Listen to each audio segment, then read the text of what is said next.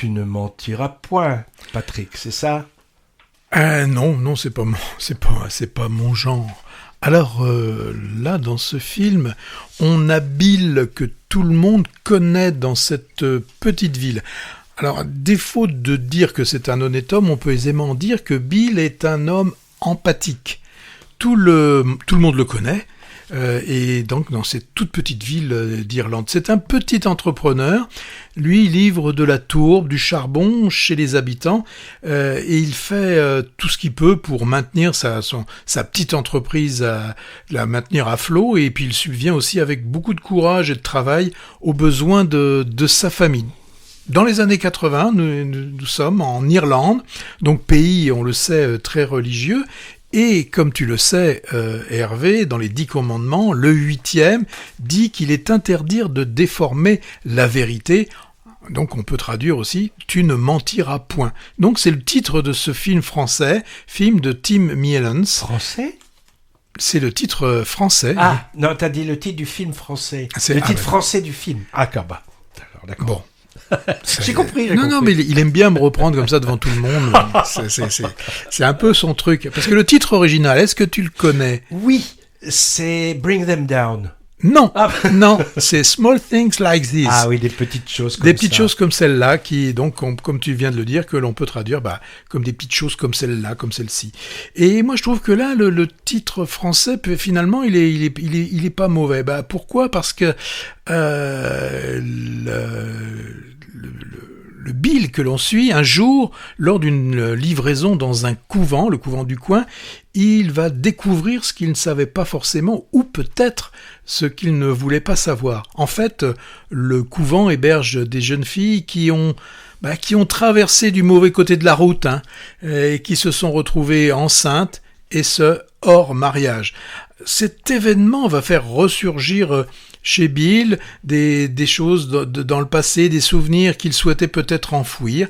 On va avoir, pour nous éclairer un petit peu pendant le film, quelques flashbacks qui expliqueront peut-être, en tout cas en partie, de ce qui a pu se passer dans sa vie de jeune garçon. Alors il y a plusieurs raisons qui m'ont fait aimer le film. D'abord, on a un scénario qui est assez habile, il se sert de l'enfance de Bill pour la confronter à la réalité de ces couvents que l'on a plus souvent connus sous les couvents de la Madeleine. Alors un couvent de la Madeleine, c'était quoi? Eh bien c'était des blanchisseries qui désignaient des institutions à l'origine protestantes, mais qui à la fin seront essentiellement catholiques, qui étaient destinées en principe à la rééducation de femmes perdues, de fallen women.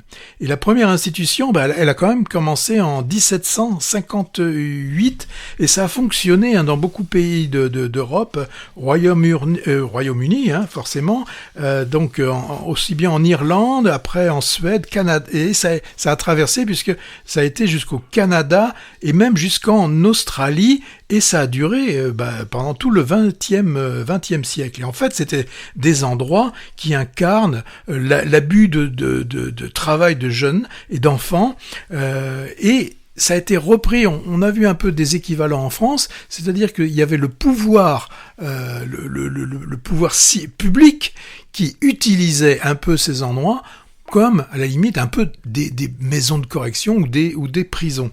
Voilà ce que l'on sait. On sait aussi qu'il y a eu quand même près de 30 000 femmes qui ont séjourné. Alors, la plupart étaient des adolescentes. Elles étaient placées dans ces institutions, et des fois pour un motif, mais complètement futile. Et dans ces endroits, elles étaient contraintes de travailler sous la direction de nonnes. Et celles qui avaient des enfants, on leur enlevait les enfants. Oui, et les enfants ensuite pouvaient être placés. Il faut quand même savoir que le dernier couvent a fermé en 1996. Donc, à partir de cet élément quand même puissant, le réalisateur nous crée une ambiance qui est somme toute assez pesante et aussi immersive. Comment il le fait? Avec les décors, la lumière, les cadrages. Moi, j'ai trouvé qu'il arrive bien à retranscrire le climat. de silence et de non-dit autour de ce scandale des couvents de la Madeleine. Je voudrais pas faire un parallèle, mais on a actuellement d'autres scandales dans le sud-ouest de la France qui pourraient aussi avoir de telles comparaisons. C'est-à-dire tout le monde sait, mais personne ne dit rien. On a l'interprétation très forte de Cillian Murphy.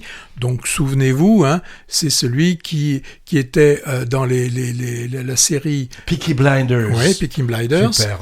Et d'ailleurs, le réalisateur du film est d'un des réalisateurs de certaines des épisodes de cette série. Et puis il y a 2 ans, il était il était Oppenheimer. Ouais.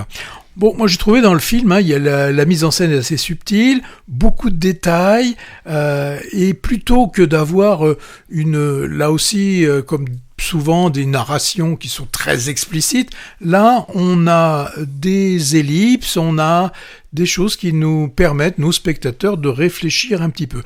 On a des flashbacks, mais comme je le dis, assez elliptiques. Tout ça pour que pour que le cerveau de nous spectateurs puisse encore fonctionner. Ouais. Là encore, certains comme pour Ghostlight diront que le rythme lent, austère, que on s'intéresse plus au protagoniste et à son histoire plus qu'à finalement à ses couvents, mais je trouve que c'est assez intelligent.